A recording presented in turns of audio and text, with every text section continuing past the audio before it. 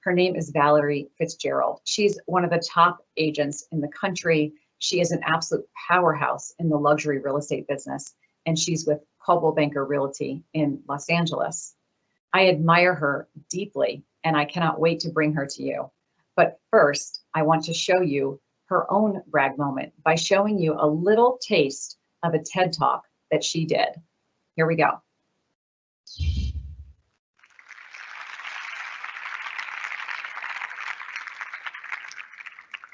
She was a young woman new to California, living in a tiny apartment with her 3-month-old baby girl.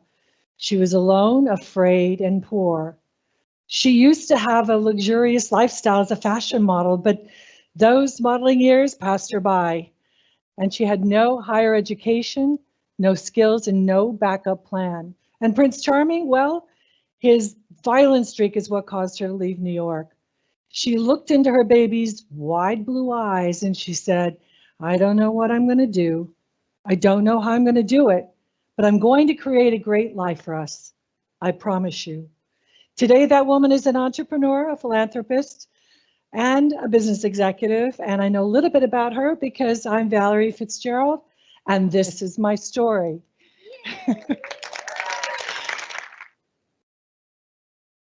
Welcome. Hi, Liz. It moves me every time I see that.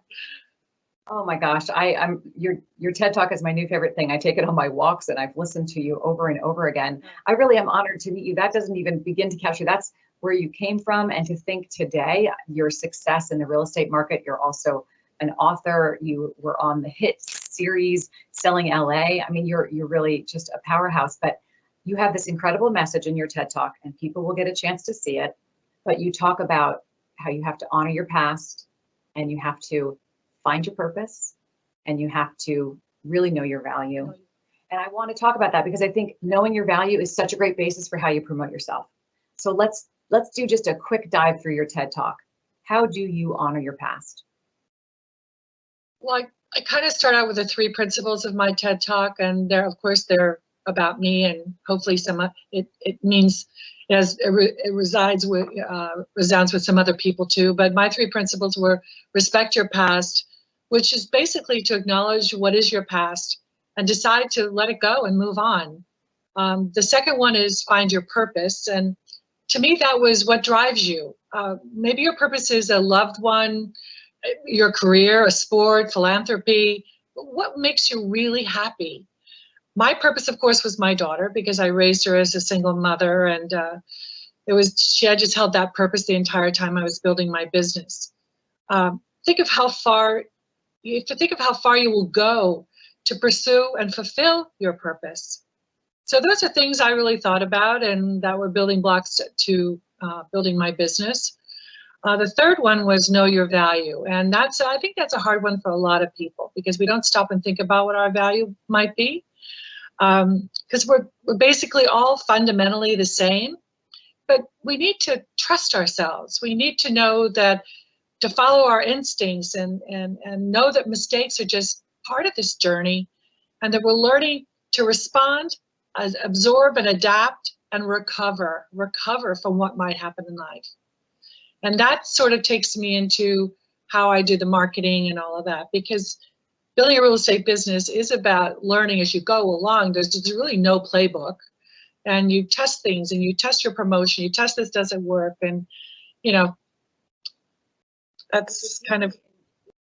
But it's such an inspiring story, because and when people get a chance to listen to the entire thing, I mean, you really were facing hard times, and you got into real estate, and you built this incredible business. And I hope people find inspiration in that, because it's easy to look at someone like you and think you're in a whole nother category. I can try to build myself up, but I'll never be Valerie. But I think that your journey is really incredible, and I think it's extremely motivational.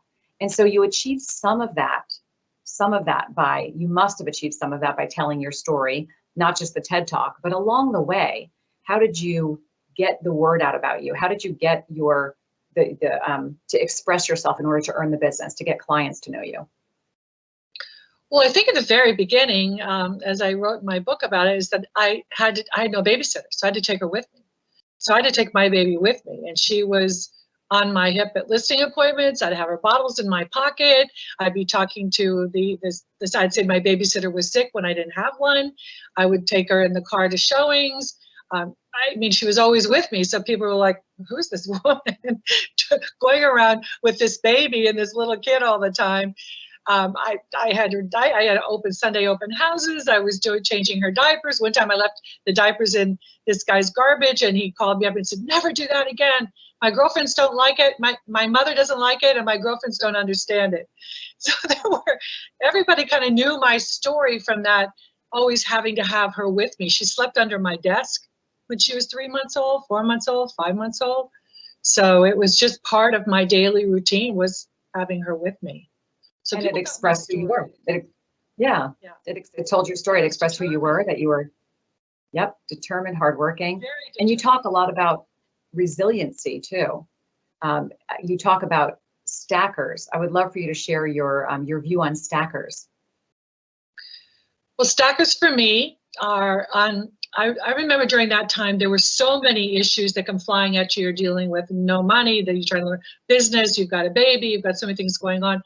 So stackers to me were all things that were unresolved circumstances that were unresolved, issues that I would say they would just stack up and stack up and stack up. And I would always say, because I couldn't always deal with all of them at that moment, I always say I'd put them in a little box inside my chest. And I would say, okay, I can always go back and visit that one later. But if you don't start to resolve them over time, stackers seem to stack up until they fall over and you fall apart. So that's what I call were my stackers. And I don't know, I think that if you don't deal with them eventually and you keep them inside, then they're just going to stack up until they fall over and you fall apart. And at the same time, dealing with all those things, you learn that you have the resiliency to deal with them. You get a little bit stronger through all those things that you faced. And you're certainly an example of that. I think you're very nonplussed. I don't think anything could come at you that you couldn't handle with absolute grace. So I think you've turned your challenges into your strengths, which is a really impressive thing to see. I'd love to know, do you consider the TED Talk itself promotion? Do you consider that promoting yourself, or is that something else for you? Is that something different? Is that a personal sharing, or is it all, do you combine the idea of your personal story with your business promotion? I think what it does is it gives me sort of more credibility, that the foundation of how I built my life and my business. I think that's what it does. As far as everything else I'm a constant marketer. I've been marketing forever. I've been doing postcards when everyone said don't do mailers. I just did my last postcard last week, and I put a big smiley face on the front of it, and it said, let me make you smile. And you turn it over and say, what's your make me move price? Because the market's so hard to get listings right now. So I'm always thinking of different ideas and things to promote. But I think when people go back to check me out, which they always do with us, to see, well, who is she? They'll go back and they'll find my TED Talk. They'll find my book. They'll find that, I'm on the board of the hospital at Cedars. They'll find that I'm doing so many different things, and I've been dealing with foster kids for so many years. And they'll find those things which just really don't have anything to do directly with real estate, but it gives you the credibility. Yeah, I think that's absolutely great advice.